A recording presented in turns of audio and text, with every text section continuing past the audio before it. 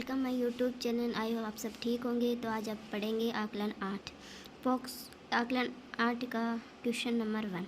POCSO act है। POCSO act क्या है? तो इसका आंसर हुआ छोटे बच्चों की सुरक्षा के लिए। पॉक्सो एक्ट छोटे बच्चों की सुरक्षा के लिए बनाया गया है।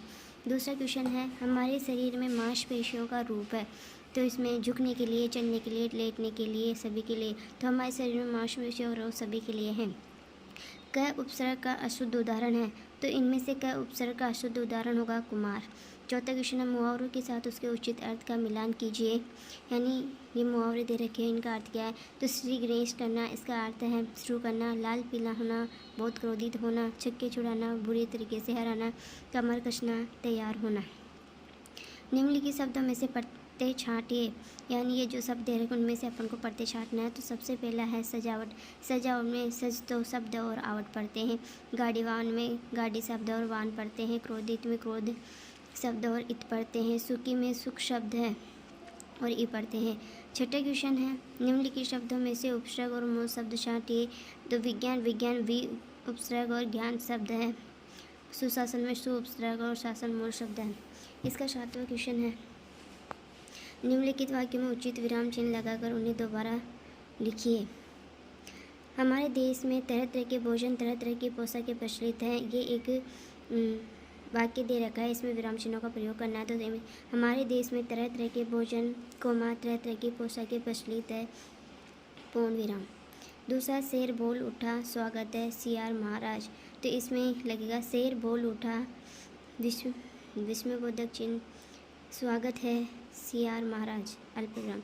दिए गए विराम चिन्ह और उनके नामों का सही मिलान कीजिए। तो पूर्ण विराम चिन्ह होता है सीधा डंडा, प्रश्नवाचक चिन्ह का क्वेश्चन मार्क, विस्मयबोधक चिन्ह और अल्पविराम चिन्ह यहाँ पे मिलान किए गए हैं। नवा क्वेश्चन है निम्नलिखित मुहावरों के अर्थ लिखते हुए वाक्य में प्रयोग कीजिए। ऊँट के मुंह में जीरा, इसका अर्थ होता है किसी वस्तु की अपर्याप्त मात्रा। और इसका प्रयोग होगा प्यासे ऊँट को केवल एक जग पानी देना ऊँट के मुंह में जीरा के समान है। खून पसीना एक करना, इसका अर्थ है बहुत मेहनत करना। इसका वाक्य में प्रयोग होगा 12वीं परीक्षा में रवि ने 90% अंक लाने के लिए खून पसीना एक कर दिया। घोड़े बेचकर सोना, इसका अर्थ होता है निश्चित होना। परीक्षा समाप्त होने पर वह घोड़ी बेचकर सो गया। अब अपन पढ़ गया आकलन नंबर 9। आकलन 9 का प्रथम क्वेश्चन है पत्थर को कहते हैं पहाड़। दूसरा क्वेश्चन निम्न में से उपसर्गों के समूह का सही विकल्प है असफल, अवसर, घुमाव। निम्नलिखित शब्दों के सही अर्थ छाटिए। बराबर, सम्मान। बादल गरज रहे थे, वाक्य में काल है भूतकाल। निम्नलिखित रेखांकित शब्दों के सही विलोम शब्द द्वारा रिक्त स्थान की पूर्ति कीजिए। वीरता देश को सुदृढ़ बनाती है। तो वीरता का विलोम होगा कायरता, कमजोर।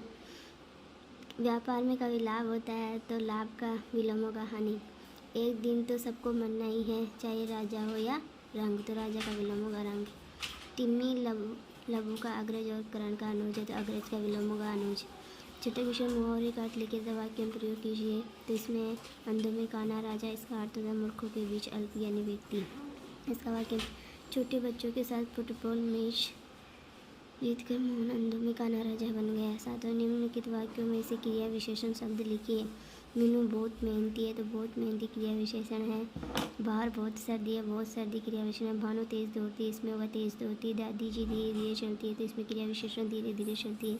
आठवां क्वेश्चन निम्नलिखित उपसर्गों से एक एक शब्द बनाइए।